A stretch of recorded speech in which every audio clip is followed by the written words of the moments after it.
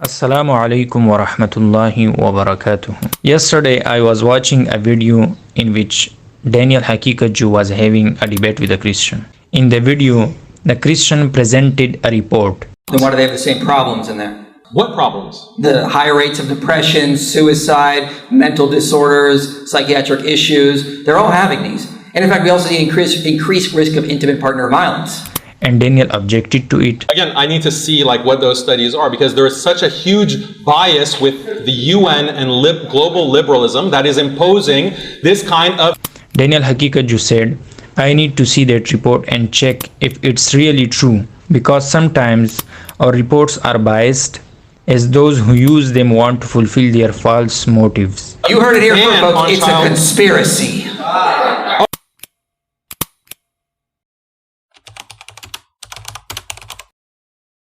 In a subsequent lecture, but you need to be aware of the fact that the medical science enterprise is not this pure activity, from sitting lofty on high in the ivory tower. That there are forces at play that make some of the research you're going to read not as...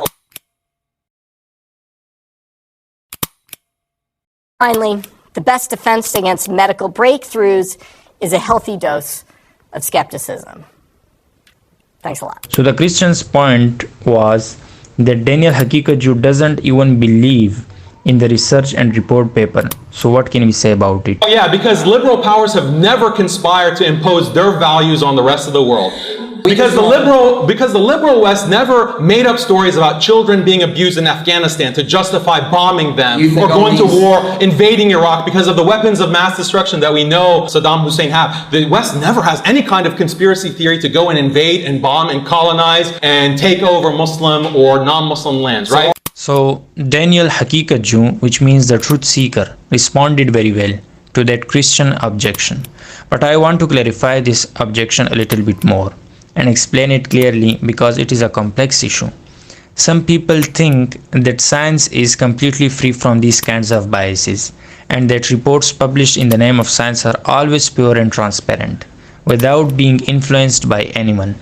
However, even in scientific journals that have international recognition, such research papers and reports are often published from there as well, which are not authentic.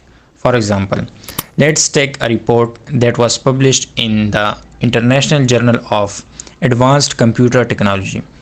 And in that report, you will see that the entire report was filled with words like, "Get me off your fucking mailing list."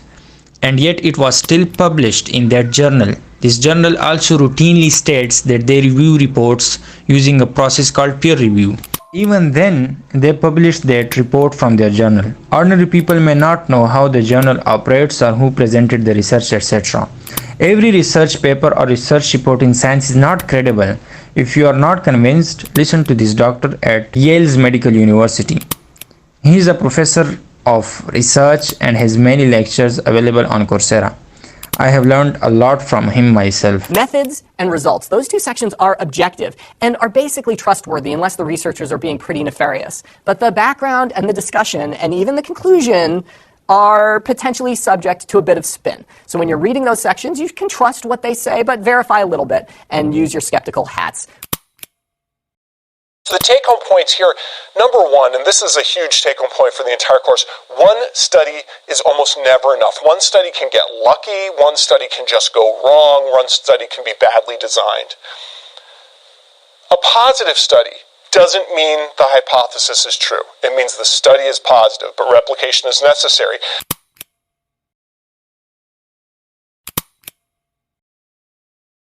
Now, this brings us to the issue of medical reversal. Medical reversal is a term coined by Vinay Prasad and Adam Chifu, these two guys here, defined as when a new trial, superior to predecessors because of better design, contradicts current medical practice. And so these guys have made a study of these medical reversals, and they looked at studies appearing in the venerable New England Journal of Medicine over 10 years.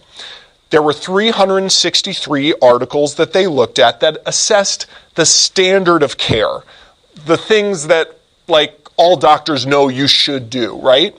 And what they found is that 40% of them of those studies reversed the standard of care practice. So 40% of the time, the thing that we all know that you should do, we were entirely wrong about.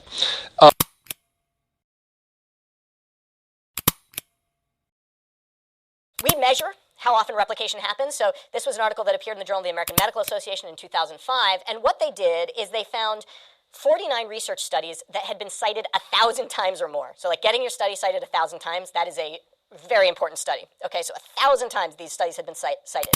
Of the 49, 7 were subsequently contraindicated. The results were completely reversed. 7 were replicated, but the effects weren't as strong. So the initial study showed that the drug worked really well, and then the second study showed it works, but maybe not as well. 20 replicated successfully, so that's good. Drug still works. Yep, everything's on the up and up here.